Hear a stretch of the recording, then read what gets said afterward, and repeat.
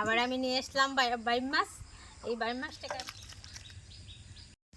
নমস্কার দর্শক বন্ধুরা, আমাদের রান্নাঘরে সবাইকে অনেক অনেক স্বাগত। আবারও আমি চলে আসলাম রান্নাঘরে। আজকে আমি আপনাদের সঙ্গে শেয়ার করব বাইম মাছ। এই দেখুন বন্ধুরা, আবার আমি নিয়ে আসলাম বাইম মাছ। এই বাইম মাছটাকে আমি কেটে নেব। আপনার সঙ্গে থেকে পুরো গল্পটি দেখবেন, সত্যি খুব ভালো লাগবে।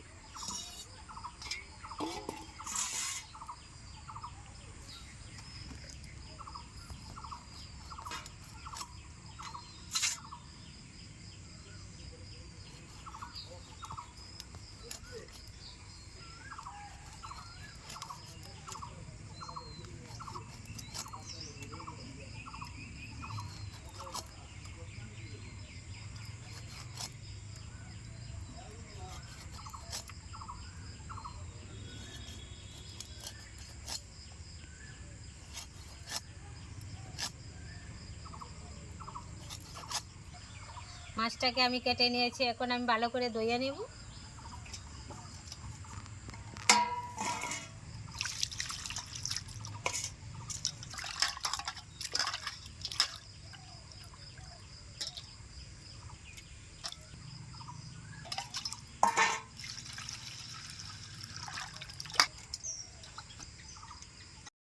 বাইম মাছটাকে আমি ভালো করে ধুয়ে নিয়েছি।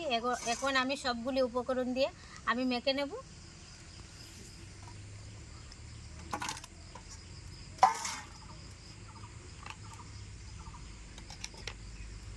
রসুন কুচি, পেঁয়াজ কুচি,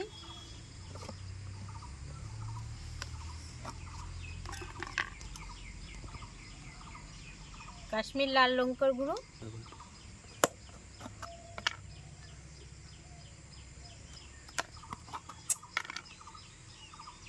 জিরার গুঁড়ো, লাল লঙ্কার গুঁড়ো, হলুদ গুঁড়ো, স্বাদ মতো লবণ, আর আমি দিয়ে দিব সরষের তেল। সবগুলি উপকরণ দেওয়া হয়ে গেছে, এখন আমি ভালো করে মেখে নেব।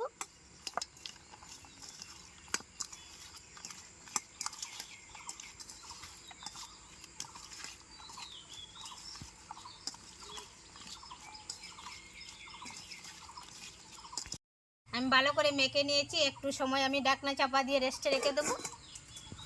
আর ততক্ষণে আমি উনুনটা জ্বালিয়ে নিচ্ছি।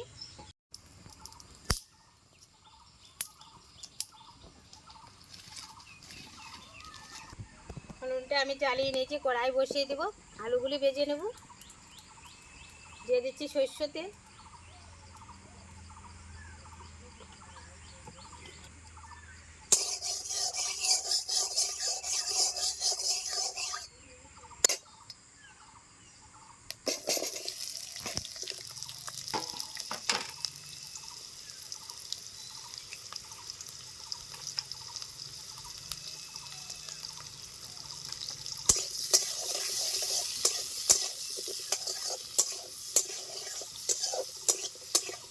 আলুগুলি ভাজা হয়ে গেছে, উঠিয়ে নিচ্ছি।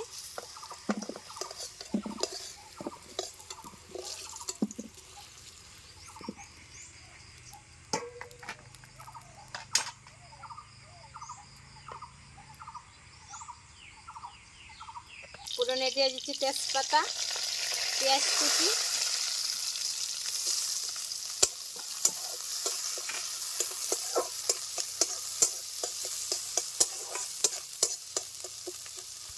পেঁয়াজটা ভাজা ভাজা হয়ে আসতে দিয়ে দিচ্ছি বাটা মশলা, আদা রসুন কাঁচা লঙ্কা পেঁয়াজ কুচি একসাথে বাটা দিয়ে দিচ্ছি।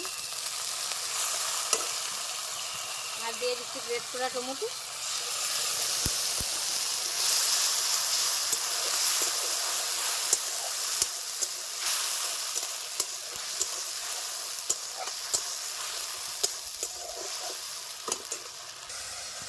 মশলাগুলিকে ভালো করে আমি কষিয়ে নিয়েছি। এবার আমি দিয়ে দিব মাখিয়ে রাখা মাছগুলি,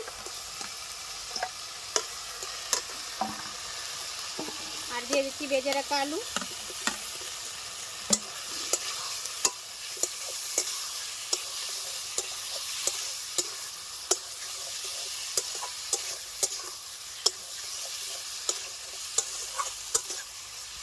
মাছগুলিকে মাছটাকে আমি ভালো করে কষিয়ে নিয়েছি। এবার আমি দিয়ে দেবো পরিমাণ মতো জল।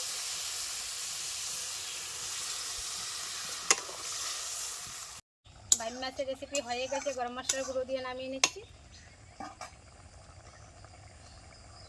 দিয়েছি গরম মশলার গুঁড়ো।